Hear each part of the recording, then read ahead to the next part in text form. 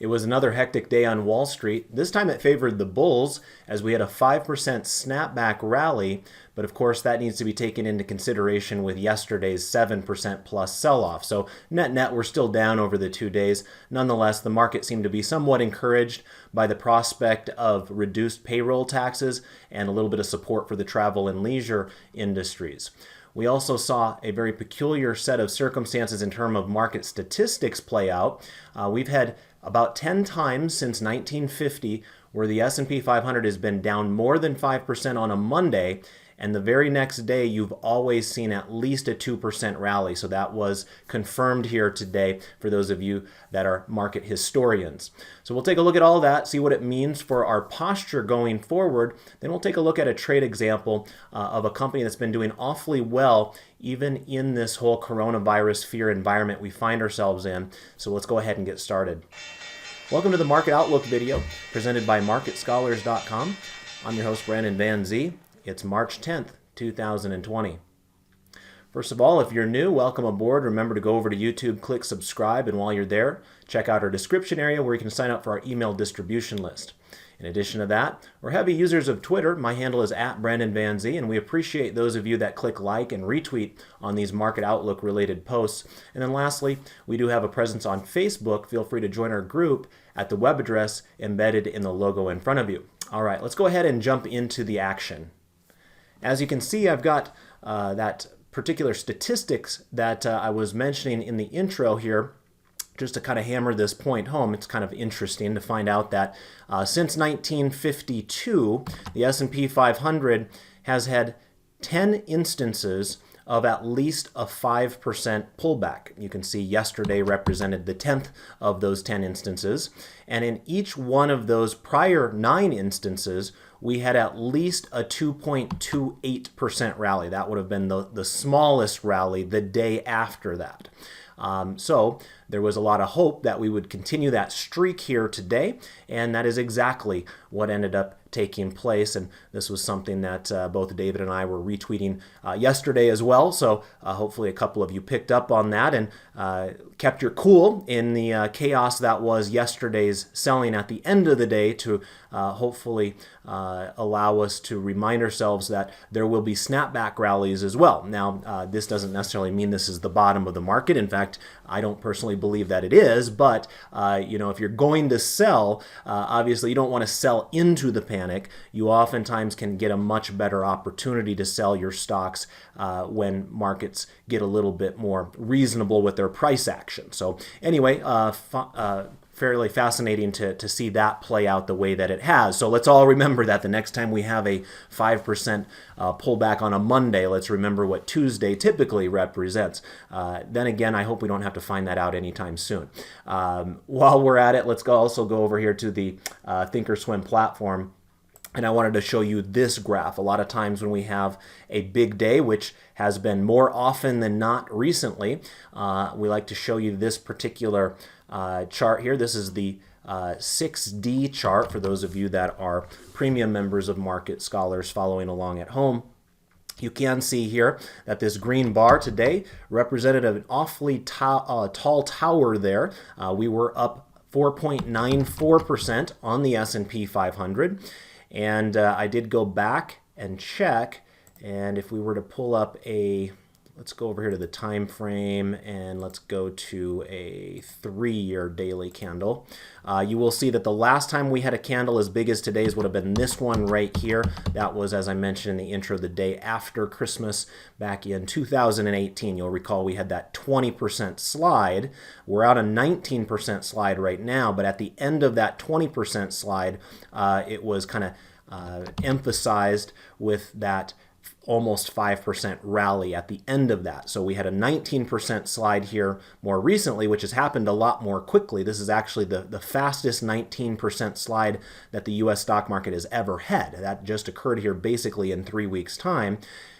A lot of folks don't believe we're at the end of this move yet, but if we are, it'll be interesting if we do look back and say, oh yeah, well today was the day when we got a 5% snapback rally after that. So without a doubt, there's been chaos that has ensued, much of it as a result of the coronavirus and the fears of it continually spreading without a good solution on our hands at this point. We've all heard the news stories of basically the entire country of Italy shutting down. And, today I heard that the kids over at Harvard don't have to come back to school after spring break. There's going to be certain sporting events that have been canceled, Coachella, South by Southwest. There's a number of things that are getting canceled. And so our society is certainly responding to this, and we're changing the ways that we go about our daily lives. And that is having economic ramifications as well. And you're seeing that manifested in the stock market itself. So anyway, I guess these days it's par for the course that we have had yet another very exaggerated price movement type of a day. Also, while we're at it, I usually show this while we have a really ugly down day. I suppose to add a proper counterweight to that, or counterbalance, you can see here what a good day looks like when you have almost everything in the green here. There were, of course, a few exceptions to that here and there, but mostly a very positive day. If you open up your portfolio today, if you were too afraid to look at your account yesterday, maybe today be a little bit easier for you to do that with all the green that we see out there. All right, let's now get into our normal charting routine. Getting back on over here to 4B to get a sense of our posture from a market outlook or a market forecast indicator perspective, I should say. This particular chart will show us the four different charts for the key indices in the United States, at least from an equity perspective. So you got the S&P 500, which I mentioned before, was up 4.94% today. To the right of that, we've got the Dow Jones Industrial Average. It was up even around that same amount, about 4.89%. Down below here, the NASDAQ was able to match those as well. It was up 4.95%. And then the Russell 2000 was truly our laggard today. It was only up 2.85%. So that was a little bit disappointing there. A lot of times you'd like to see the small caps lead if at all possible. So perhaps we'll have to keep that in the back of our mind. Another thing that kind of caught my eye with today's move is we actually breached the low, yesterday's low, in three, actually it might have been all four of them now that I look at it. Yeah, all four of these charts. You'll notice that the low label shows up underneath today's candle on all four of our charts. So that was a little bit interesting, considering we were already expected to have a fairly positive open here today, because it was yesterday in the after hours session that President Trump had a presser, and there were some positive futures movements as a result of some of the things that he was hinting at that he would then go on to fill in the details here on Tuesday. So it was interesting to me that we were still able to undercut the lows of yesterday, despite the positive start to the day. So it did take a little bit of back and forth to get things going, but eventually the bulls did win the day. The other positive element of today's trading was that you will see that we traded basically to the high of the day in all four of our charts. So that's a positive sign there that, if the bell would have been, let's say, an hour or two later than it actually was, the bulls may very well have continued to push the market even further. So there was another press conference here after the bell tonight. This one was with Vice President Pence, and as I looked at the futures after that, there wasn't quite as much movement as we saw yesterday. So what that means for tomorrow is anybody's guess. What we do know is that ever since this chaos started, anytime we've had a day where the markets have, kind of ripped higher, more often than not, that's an opportunity to start lightening up on your bullish positions if you're an active trader out there. Obviously, if you're a long-term investor, you're looking for those opportunities. And I know I certainly went to work in my own personal accounts yesterday, buying several different companies for the long-term perspective. So if you are somebody that's looking for long-term opportunities, they do exist out there, but at the same time, remind yourself that you won't be perfect when you're selecting your securities, because this is not a market that gives me the feeling that we're done with the chaos quite yet. So we may need to test lows quite a few more times before a legitimate bottom is formed. One thing I should have mentioned that I failed to on that tweet here, So again, make sure you're following me. My handle is at Brandon Van Z if you want to see some of these statistics that I find interesting. But you will see here that the next 6 months is largely quite a positive situation for the market after we have those chaotic Mondays. Now, every situation is obviously different, so we have to be mindful of that, and we're in the midst of a biological crisis here that we don't have a solution for at this point. So at this point, I suppose you could say all bets are off. But for those of you that are trying to think with a bit more of a clear head and, trying to step away from the panic that exists in the financial markets on a tick-by-tick basis, you will see here that in the past, when we've had these chaotic moments, whether it's been the crash of 1987 or the terrible markets of 2008, you will see that most of those instances did result in much higher stock prices 6 months later. The one exception of that would have been that one moment there in 2008. So you actually had two different dates in 2008 where you had a 5% pullback on a Monday. The first one, you would not have been made whole 6 months later, but the second one, you would have. And all of these other instances here, you can see you have double-digit gains in all of those instances. So again, nothing, of course, in this business is guaranteed, but at least some market history on your side there if you are looking for longer-term opportunities and you're not just looking to trade in the next couple of weeks. The next couple of weeks could continue to be very choppy and very ugly, but there's also some evidence to suggest that further out in time, the markets stand a reasonable chance to be higher than where they are today, and therefore, if you're looking for longer-term opportunities, you might have had some opportunities to get those buy limit orders filled yesterday, as I did in several cases. So anyway, keep your eyes open for opportunities out there. Now, as it stands for our charts as they stand right now with the posture, according to the market forecast technical indicator, you will notice that despite today's massive rally, the intermediate postures continue to be bearish. So in all of our cases here, notice this red background color of the charts. And that reminds us that the green line is either trending lower between 80 and 20, or it's just merely in the lower reversal zone. So like as an example over here with the Russell 2000, the intermediate line is at 14. It's rising, but because it's below 20, it's in the lower reversal zone, and we consider that to be strongly bearish.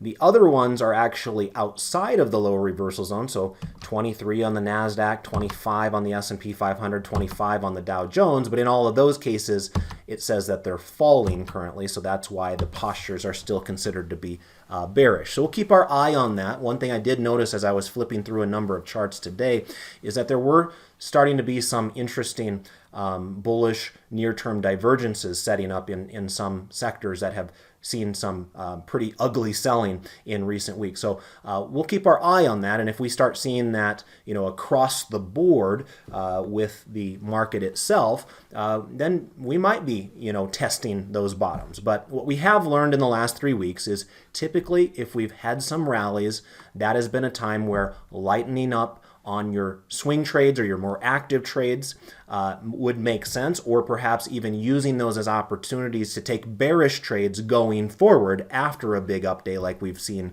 here today, if you assume that this chaos with the coronavirus will continue. Let's go ahead and take a look at our next chart setup now. This will be our 3 green arrows chart. This is chart 4D for those of you that are following along at home. And in all 4 of our charts cases, we continue to have 3 red arrows, meaning that we have bearish indications on the 30-day moving average, the MACD histogram, which judges momentum, and then also the stochastics, which generally tells us if it's the bears or the bulls that are currently in control of this market based upon where the various closings are in ranges throughout history. So right now, it is still a market that is being controlled by the bears, regardless of the very nice moves higher by about 5% across the board here today. So in other words, we have some work to do before we're going to be really, really bold and bullish going forward for the more active trading side of our portfolios. In terms of the 1040 crossover method, this is chart 4C, you will see here that it is likely to show us crossovers as early as this week. Notice that as of this exact moment in time, the Russell 2000 is showing us a death cross. In other words, this orange line that represents the 10-week moving average is now down below the 40-week moving average, the blue line. Now, keep in mind, it's only Tuesday, so we can't exactly put a stamp on it. It's not done yet. If the markets rally from here until Friday's close, it is possible that things will look a little bit different at that time. So while I don't expect that to happen, we have to also be respectful towards the possibility of anything happening in these very chaotic markets. So we won't find out until David does the video on Friday afternoon when the market is closed for the week, whether we officially have a death cross, but right now you should make the assumption that we will. In fact, we're awfully close to having a death cross here on the Dow Jones this week as well. So that one might be even a little bit more surprising. We had a feeling that the Russell 2000 would be giving us a death cross sooner rather than later, just because it really never got into the same gears as the other indices on the upside. So it had less to fall in order to have a death cross, but the Dow Jones had been doing quite well, especially with the leadership of Apple and Microsoft along the way. To see it unwind as quickly as it has is probably a little bit more surprising, at least to me, that it's on the cusp of a death cross here this week as well. All right, let's go ahead and now take a look at our 12 grid analysis, starting with chart 5A. And this is an asset class 12 grid. And as you can see here, we got a lot of red on the board, not a whole lot of green. And the ones that do have green are really kind of dead cat bounce situations rather than trend continuation situations. So there's a lot of different things going on here. One of the more important elements of this market here recently has been what's been going on with interest rates. Interest rates went up, I guess you could call it dramatically today. It's probably one of the biggest one-day moves in history, but we have to remember from where we came. And in the case of the 10-year down below here, remember that it was just last week that we had breached 1% as far as the interest rate on a 10-year Treasury. Earlier this week, in other words, yesterday, we were down below 0.5%. And so although we rallied furiously today, it basically only puts us back in line with where we were trading on Friday of last week, despite one of the biggest percentage moves that you'll ever see in terms of the Treasury yield movement itself. So in other words, we continue to be in a significant downtrend, and this has the look of a dead cat bounce here. In terms of what that makes the bond charts look like, here's the chart of TLT kind of off to the left-hand side. You can see it's been quite an interesting 2 days here for TLT. If I were to right click and maximize that so you guys can see this a little bit better, you'll notice that we had a bit of a kind of a blow off top of sorts yesterday on TLT. And remember, TLT is the bond prices themselves for the long bond in the United States. So think about your 20 years and your 30 years, usually the most sensitive to interest rate movements. And you will see that there was dramatic movements in the last 48 hours here. At one point, TLT was up about 30% in a 3-month period, but after just a couple of days, we're now only up 17%. Now, of course, a 17% return in the bond market in 3 months is a gift in most situations, but knowing what these two candles look like, that's a pretty decent-sized give back there. Big enough to actually send the green line below the upper reversal zone. So that's why the background color is now pink, even though this chart looks like a massive uptrending chart. The give back was substantial enough where the green line has now pushed below 80, and this is actually considered weakly bearish. Now, we'll see how long that lasts. It wouldn't take much for a quick little rebound higher, and that green line would be back up in the upper reversal zone, back to bullish. So, without a doubt, this is precariously bearish posture at this time on long-term Treasury bonds. But nonetheless, I find it interesting considering, it was just Friday that this thing looked like it was taking off like a rocket ship and not looking back. So a big give back there on the long bond. Also be aware that gold had a pretty ugly day here today. So for those of you that have missed the move in gold up until this point, perhaps this is an opportunity for you to reload your gun and give it another go if that's what you had in mind. And I could certainly see why you may have been interested in that, considering gold has been in a very strong uptrend and is oftentimes a asset that gets turned to in times of crisis or uncertainty. And so if you feel like that continues to represent the era that we are living through right now, especially with coronavirus, then perhaps gold will continue to attract investor interest as the weeks and months go on. So poor day today, down 2%, back to a weekly bearish posture there, but clearly still in a uptrend there, where it's just trying to figure out where it wants to find a little bit of an intermediate term bounce, whether that's tomorrow or the next day, anybody's guess. But if that bounce does occur above the rising moving average, I would say that there's a good chance that that trend can continue. Let's go ahead and take a look now at another set of 12 grids. This time we'll take a look at the U.S. sectors 12 grids. And in this case, we do have a few green charts all of a sudden popping up. It's maybe been a while, but nonetheless, they still don't look all that attractive.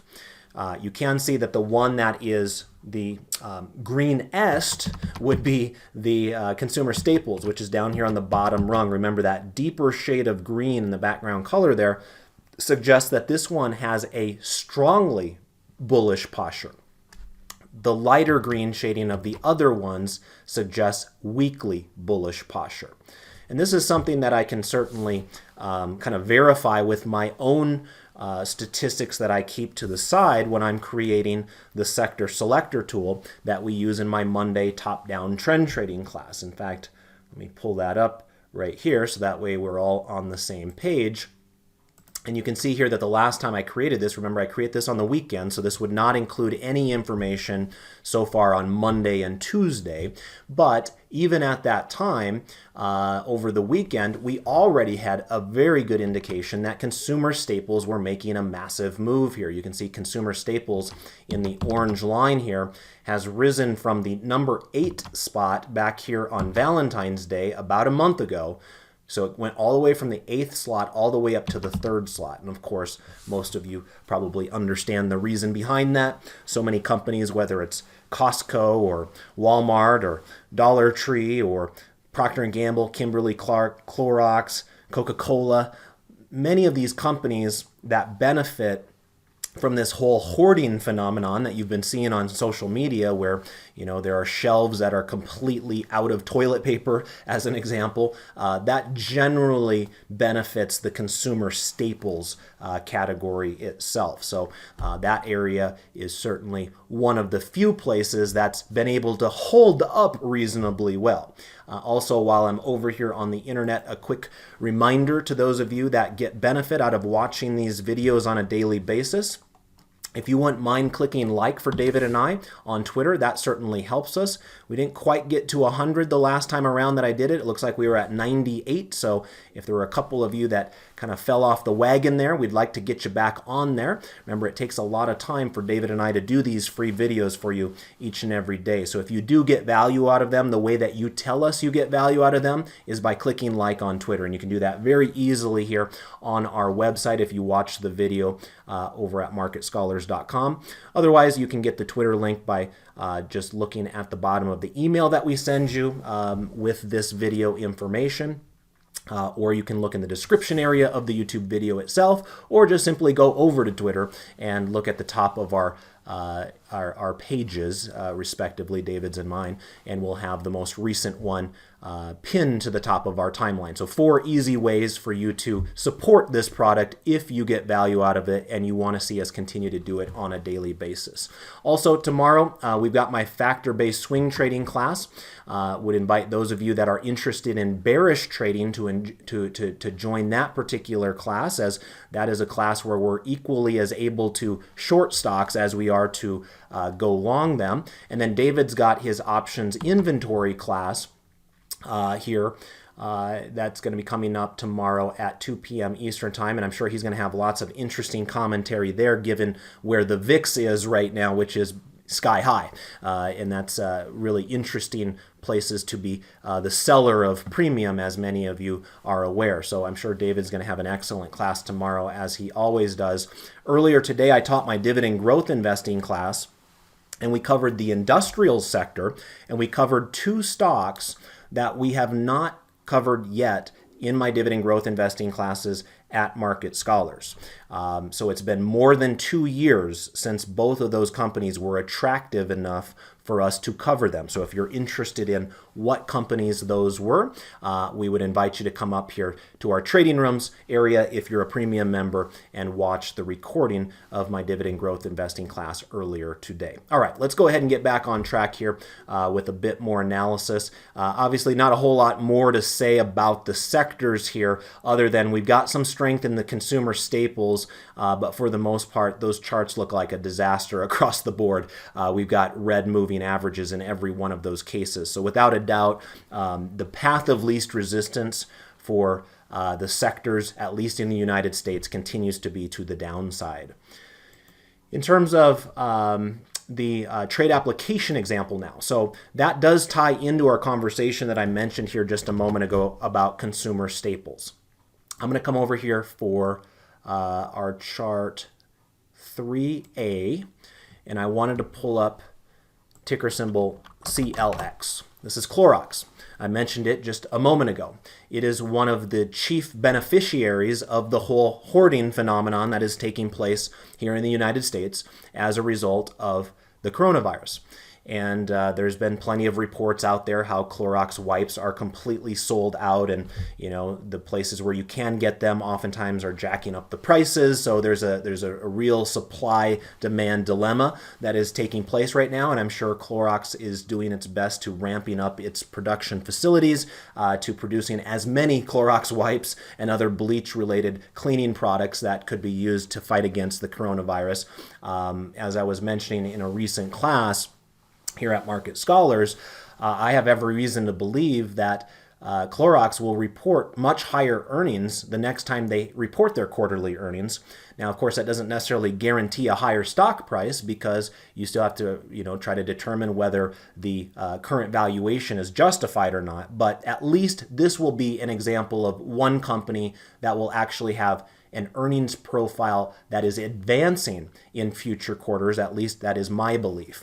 Whereas so many other American businesses are going to see a reduction in quarterly earnings in the next couple of quarters in all likelihood because of the setbacks of all of the ways that our society has changed, and we've really kind of tightened up the purse strings, so to speak, in terms of spending on a lot of discretionary items, but we are still willing to spend on a lot of these consumer staples types of items, especially if it gives us a little bit of peace of mind in fighting against the coronavirus. So anyway, as you can see here, Clorox is in a significant uptrend and easily outperforming the market over the last 3 months. You can see the S&P 500 with this dotted gold line down below really falling apart in the last 3 weeks, whereas Clorox is actually higher during that time period. And it was basically performing in line with the S&P 500 even prior to the last 3 weeks. So it continued to go up at its very consistent rate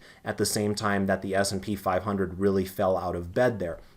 Now you can see today was a pretty aggressive day for Clorox in terms of the range. It had a range of about $11 there today, as you can see. But by the time it was all said and done, it did finish in the upper half of the range and was able to take back the bearish posture and turn it back into a bullish posture from a near-term line perspective. And that's that blue line on the market forecast down below. And that's why the background color of this chart turned blue right there. And of course, we remain with a upward trending 30-day moving average here. In fact, there's only been 1 day in the last 3 months that we closed below the 30-day moving average, and that was this really chaotic candle back here on February 28th. Otherwise, every other single trading day of the last 3 months, Clorox has remained above its rising 30-day moving average. And so what I thought we would do here today is come on over here and take advantage of that higher than average implied volatility that I mentioned a moment ago by doing a credit spread where the credit is the driver of the trade. And in this case, we would be selling a bull put spread. And you can see I've got the spread pulled up down below. What I'm selecting is the April monthly contracts that expire in 38 days.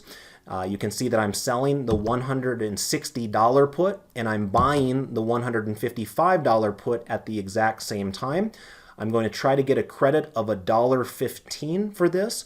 I will put this in as a limit order, good till cancel, just in case it doesn't get filled first thing tomorrow.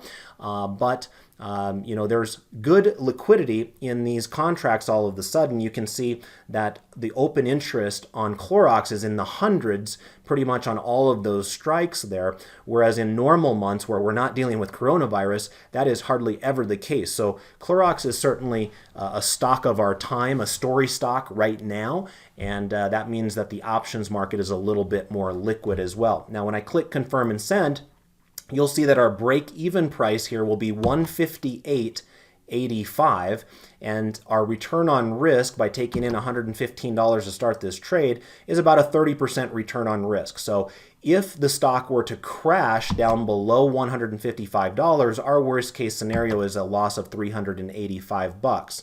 But as long as it stays above 160, we should have a good chance of making $115 in credit. So I'm going to send that in, and then I'll show you here on the chart where 158.85 is. That was our break even. It's approximately right there where I'm circling on the chart. So you can see that that big red candle on the 28th of February was the only day in the last month or two where it has breached that level. Otherwise, this is one that has stayed above that level fairly easily. And again, if you're assuming that this stock stays above its rising 30-day moving average, then that break-even price way down here below the 30-day moving average should give you a little bit of peace of mind with that one. All right, well, thank you for joining me here yet again. Another wild day on Wall Street. We've been getting used to those here recently, but today it was a positive move for the bulls on Wall Street. However, it still feels like this is a market that is trying to figure out where the bottom is. So I wouldn't get your hopes up that this is the start of a massive rally higher. We probably have work to do, but at least we saw some statistics here tonight that give us a little bit of hope if we're willing to think in terms of months down the road as opposed to just what's going to happen in the next several days. So if you got value out of tonight's video, again, make sure you go over to Twitter, click like there for us. David will be back with you tomorrow, and I'll wish you all the best of success with your trades and your investments. Goodbye for now.